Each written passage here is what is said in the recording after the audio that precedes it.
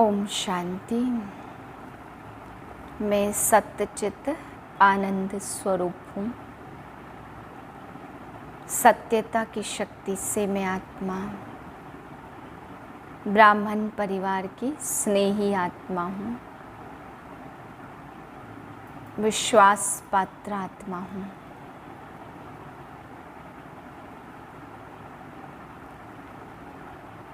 मैं सर्व की स्नेही आत्मा हूँ। 7/7/2022 के महावाक्य हैं। आज बाबा हम बच्चों को सबसे बड़ी मंजिल बताते कि बच्चे अंत समय में कोई भी याद न आए। यही है सबसे ऊंची मंजिल। कोई देहधारी याद ना आए, नहीं तो बाबा कहते पुनर्जन्म लेना पड़ेगा। फिर बाबा समझा रहे कि अगर निश्चय की कमी है, कि अगर कहीं भी थोड़ी सी बाबा में निश्चय, परिवार में या ड्रामा में निश्चय की कमी होते ही बाबा कहते खुशी डावाडोल हो जाती है, अचल अडोल रह नहीं सकते। फिर बाबा आज के मनुष्यों के लिए समझा रहे हैं कि वो सब कहते हैं कि हम जीवन मुक्ति दे सकते हैं, लेकिन बाबा कहते हैं किसी की हिम्मत नहीं है जो ये कह सके मैं 1 सेकंड में जीवन मुक्ति कर सकता हूँ। बहुत सारी बातें सुनाते, लेकिन बाबा ने कहा ये कह न सके कि 1 सेकंड में हम जीवन मुक्ति दे सकते हैं, क्योंकि ये बाप के सिवाय और कोई भी कर नहीं सकता। मीठे बच्चे, 21 जन्म के लिए रावण की जंजीरों से लिबरेट होना है तो बाप की श्रीमत पर चलो। बाप आते ही है तुम्हें सब दुखों से लिबरेट करने। प्रश्न है सबसे भारी मंजिल कौन सी है जिसका पुरुषार्थ बहुत काल से चाहिए। उत्तर है अंत काल में एक बाप की ही याद रहे और कोई याद न आए। यह बहुत भारी मंजिल है। अगर कोई याद आया तो इसी दुनिया में दोबारा जन्म लेना पड़े। इसलिए बहुत काल से शिव बाबा की याद में रहने का अभ्यास करो। प्रश्न है कई बच्चों की अवस्था चलते चलते डामाडोल क्यों हो जाती। उत्तर है क्योंकि पक्का निश्चय नहीं है। जब निश्चय में कमी आती तो पारे की तरह अवस्था नीचे ऊपर डामाडोल होती है। कभी बहुत खुशी रहती है तो कभी खुशी कम हो जाती। गीत है भोलेनाथ से निराला और कोई नहीं। ओम शांति। बच्चे समझते हम भोलानाथ शिव बाबा के सम्मुख बैठे हैं और ब्रह्मा मुख द्वारा सहज राजयोग भी सीख रहे हैं। सब वेद ग्रंथ शास्त्र उपनिषदों का सार बाप बैठ समझाते हैं। यह बच्चों की ही बुद्धि में बैठा है, चित्रों में भी है ब्रह्मा द्वारा स्थापना। तो ब्रह्मा द्वारा भी सभी वेद शास्त्रों का सार सुनाया है। तुम बच्चों को यह सब कौन समझाते। परम पिता परमात्मा भोलानाथ शिव, वह निराकार है, इसलिए हर बात ब्रह्मा द्वारा समझाते हैं।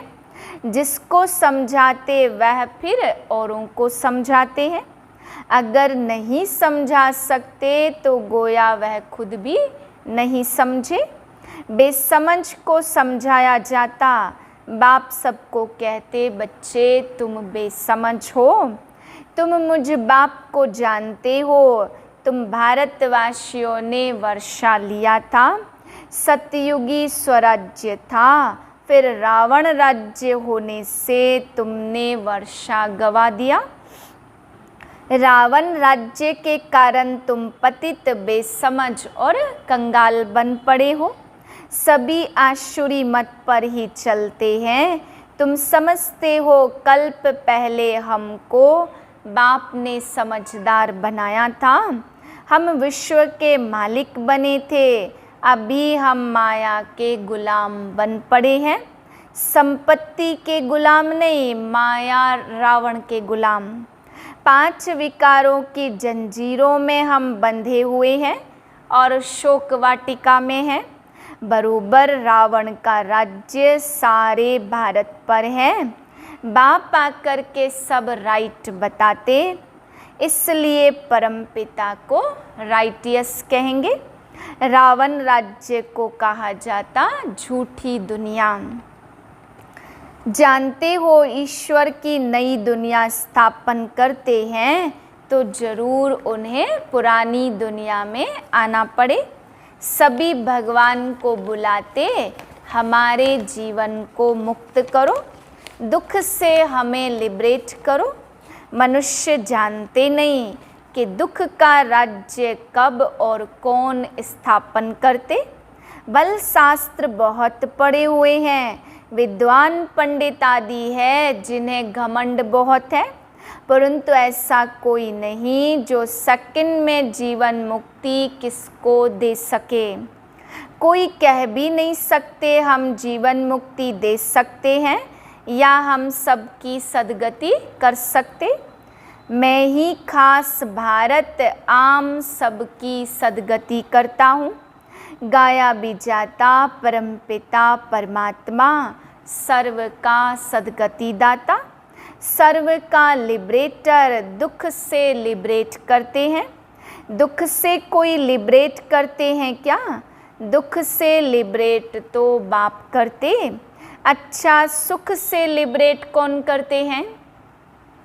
भारत सुखी था ना, फिर सुख से लिबरेट कर दुख में कौन लाया? सुख से लिबरेट करने वाला है रावण।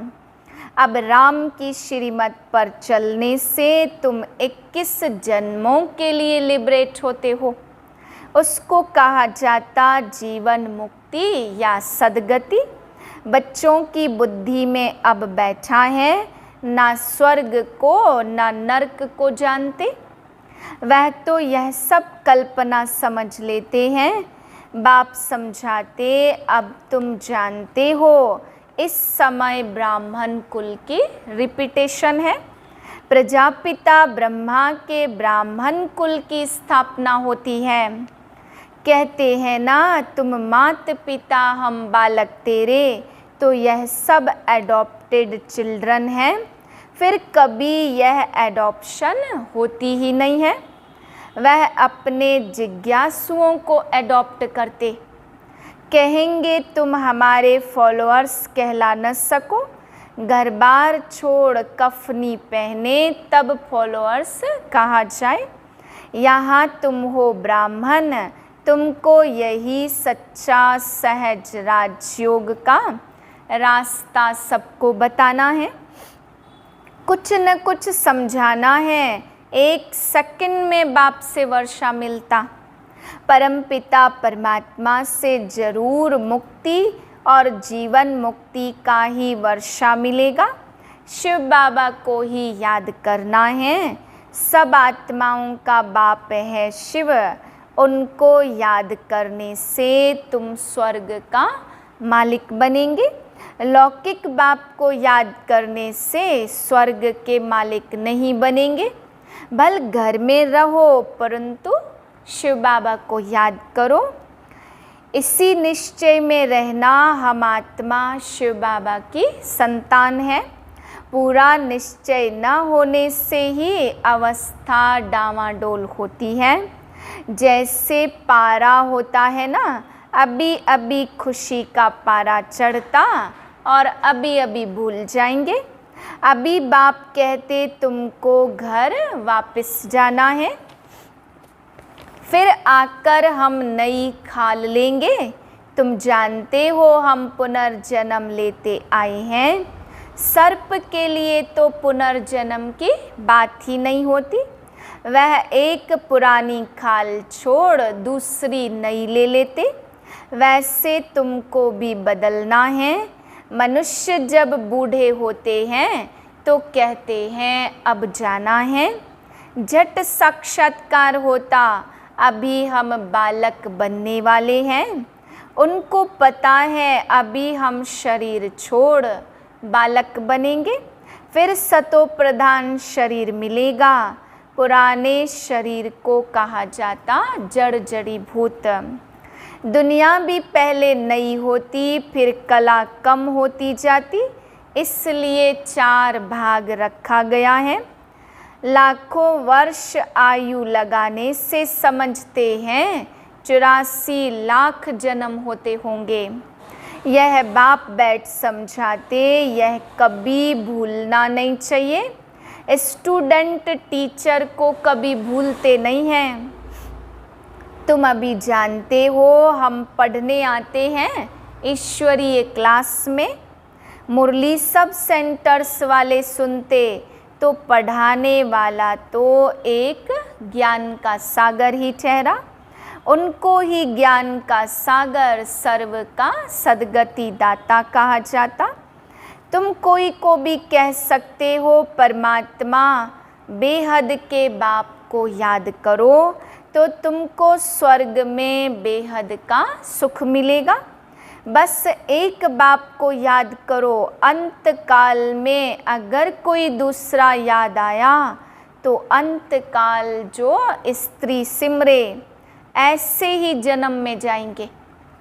बाप कहते बच्चे मंजिल बहुत भारी है, सावधानी से सीढ़ी पर संभाल कर चलना, 1-2 को सावधान करते रहना है। शिव बाबा को याद करते रहो। बाप बैठ समझाते बच्चे इन गुरुओं का भी उद्धार मुझे ही करना है, इन माताओं के द्वारा। तुम माता गुरु बिगर कोई का भी उद्धार होना नहीं है। गुरुओं की मत पर चलते चलते बहुत धक्के खाए, फ़ायदा क्या हुआ? कुछ भी नहीं। इस दुनिया में मनुष्यों को कितना दुख है, कदम कदम पर दुख बढ़ता जाता। तुम बच्चे समझते, बाहर तो बिल्कुल बेसमझ हैं, बाप को ही नहीं जानते। कहते भी हैं तुम मात पिता हम बालक तेरे, जरूर वह स्वर्ग रचने वाला है। जो होकर जाते हैं फिर उनका गायन चलता। अब तुम जानते हो कि फिर से स्वर्ग की स्थापना हो रही है।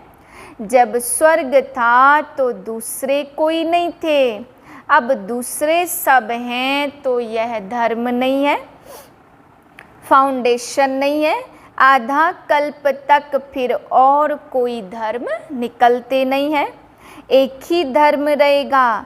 हम अपने स्वर्ग की स्थापना कर रहे हैं, राज्य करने के लायक बन रहे हैं। बाबा रोज रोज समझाते, पक्का करने के लिए समझाते हैं। माया तुम्हें याद नहीं करने देगी। तुम कितना भी कोशिश करो बाबा को याद करने के लिए तो युद्ध चलती है ना। बाप बैठ रास्ता बताते कि क्या करो, तुम कर्म योगी भी हो। हाँ, बच्चे आदि तंग करने लग पड़ते, यह रो रो नरक है, दुख देने वाली संतान है। वहाँ होते हैं सुखदाई, जिससे दुख व मैलापन हो ऐसी चीज़ वहाँ होती नहीं है। स्वर्ग में कोई बीमारी होती नहीं है। आगे थोड़ी कैंसर की बीमारी थी। जब आसुरी राज्य शुरू होता तब ये गंदी बीमारियाँ शुरू होती हैं। यह भी ड्रामा बना हुआ है। स्वर्ग में कितनी सुंदर गायें होती हैं। कहते हैं कृष्ण के पास ऐसी ऐसी गायें थी तो उनको भी ग्वाला बना दिया। कृष्ण कोई ग्वाला थोड़ी था। तुम कहेंगे यह शिव बाबा ने चैतन्य ह्यूमन गायें चराई हैं, ज्ञान घास खिलाते, ज्ञान का कलश माताओं पर रखा है। बाबा कहते अब मैं जो सुनाता हूँ वह सुनो। पहली बात है मन मना भाव, यह है बहुत सहज उपाय। अच्छा, मीठे मीठे सिकिलधे बच्चों प्रति माता पिता बाप दादा का याद प्यार, गुड मॉर्निंग। रूहानी बाप की रूहानी बच्चों को नमस्ते। हम रूहानी बच्चों की रूहानी बाप को नमस्ते।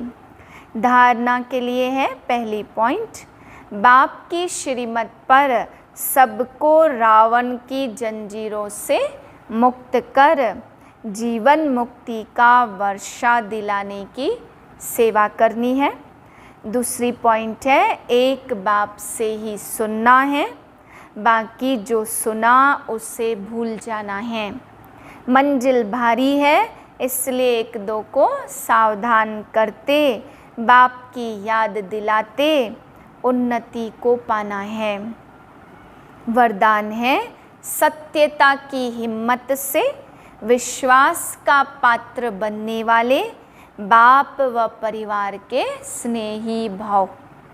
विश्वास की नाव सत्यता है, दिल और दिमाग की ऑनेस्टी है, तो उसके ऊपर बाप का, परिवार का स्वतः ही दिल से प्यार और विश्वास होता। विश्वास के कारण फुल अधिकार उसको दे देते हैं, वे स्वतः ही सबके स्नेही बन जाते। इसलिए सत्यता की हिम्मत से विश्वास पात्र बनो। सत्य को सिद्ध नहीं करो, लेकिन सिद्धि स्वरूप बन जाओ, तो तीव्र गति से आगे बढ़ते रहेंगे। स्लोगन है, सबसे अधिक धनवान वह है जिसके पास शांति व पवित्रता का खजाना है। ओम शांति।